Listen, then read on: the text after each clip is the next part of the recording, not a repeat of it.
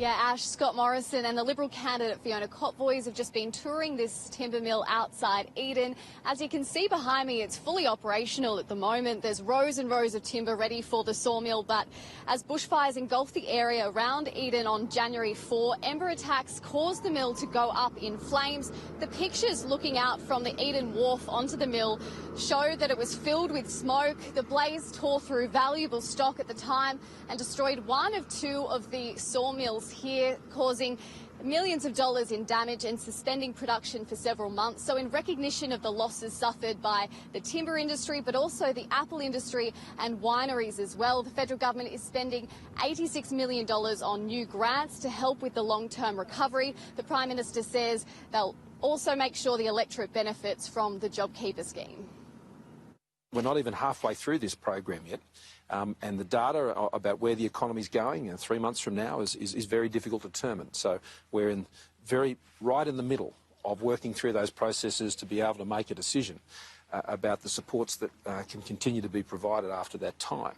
I've always said right from the outset that there will be parts of this country that will feel the impact of the COVID-19 recession far longer than other parts.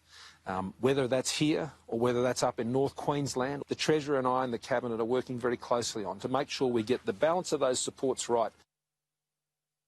Eliza, we'll be hearing from the Labor leader in a moment. We've seen Labor targeting the government's bushfire response in a new attack ad in that region.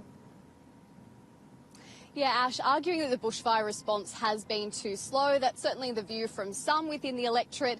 And the Bushfire Recovery Minister today confirmed that the clean-up deadline for the removal of properties has been pushed back from June 30 to July 31. So in recognition that all of the properties that were burnt during the fires won't be cleaned up by the end of this month, that's something that's been targeted by Labor. And let's have a look at that attack ad released today.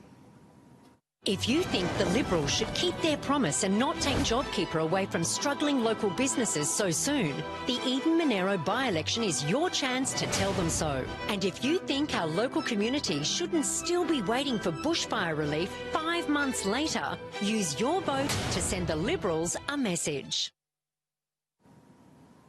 Ash, Andrew Constance, who's the local member for Bega, he's also the New South Wales Minister, he pointed out that a lot of people didn't come forward straight away talking about the damage on their properties, and that's why there's been this delay. The government's also hitting back and trying to really talk up the need for the bushfire recovery and the fact that they can push for that with Fiona Cotvoys in Parliament. The next 2 years are going to be critical for all of these communities. We're going to be investing in these communities, and we're going to be relying on working with those communities to make sure we're getting that right. And to have Fiona Cotvoys as part of my team, the Liberal candidate for Eden Monaro, working with us day in, day out to make sure these programs are hitting the ground as they should, just as we work closely with Andrew to make sure we're getting our grant programs aligned, that's why I need Fiona in my...